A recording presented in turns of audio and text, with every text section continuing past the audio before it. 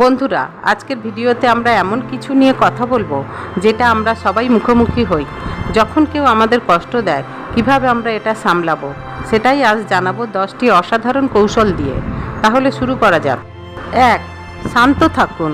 প্রথমেই বন্ধুরা, গভীর শ্বাস নিন। রেগে গিয়ে আপনার নিজেরই এনার্জি নষ্ট হবে, তাই ঠান্ডা থাকুন। এটা কঠিন কিন্তু প্রয়োজনীয়। 2. সময় নিন। প্রতিক্রিয়া জানানোর আগে একটু সময় নিন। চিন্তা না করে তাড়াহুড়ো করে প্রতিক্রিয়া দিলে আপনি পরে পস্তাবেন। 3. কারণটা বোঝার চেষ্টা করুন। নিজেকে প্রশ্ন করুন, ওরা কেন আমাকে কষ্ট দিল? হয়তো তাদের নিজের কোনো সমস্যা চলছে। কারণটা বুঝলে আপনি সিদ্ধান্ত নিতে পারবেন কেমন প্রতিক্রিয়া দেবেন। 4.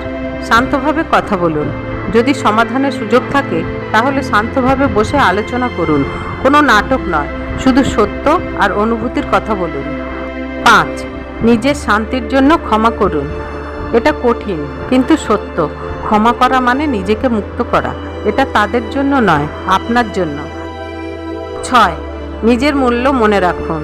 যে যাই করুক তা আপনার মূল্য পরিবর্তন করতে পারে না। আপনার মূল্য আপনি নিজেই ঠিক করুন। 7.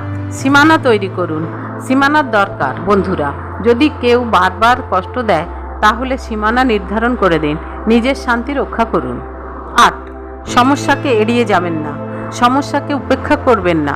যদি তা আপনাকে বিরক্ত করে তাহলে সাহসী হয়ে তা মোকাবিলা করুন। 9. প্রয়োজনে দূরে যান। কখনো কখনো দূরে চলে যাওয়াই সেরা উপায়। নিজের মানসিক শান্তির জন্য দূরত্ব বজায় রাখুন। 10. আপনার লোকেদের উপর ভরসা করুন। আপনার প্রকৃত বন্ধু ও পরিবারের সাথে কথা বলুন। ওরা সব সময় আপনার পাশে আছে এবং জিনিসগুলো পরিষ্কারভাবে দেখতে সাহায্য করবে। তাহলে বন্ধুরা, পরের বার কেউ কষ্ট দিলে দুশ্চিন্তা করবেন না। এই 10টি কৌশল ব্যবহার করুন আর দেখবেন আপনি হবেন অদম্য। যদি এই ভিডিওটি আপনার কাজে লাগে তাহলে লাইক দিন, সাবস্ক্রাইব করতে ভুলবেন না এবং কমেন্টে জানিয়ে দিন আপনার মতামত। মনে রাখবেন, শক্ত থাকুন, ঠান্ডা থাকুন আর ঝলমল করুন। পরের ভিডিওতে আবার দেখা হবে।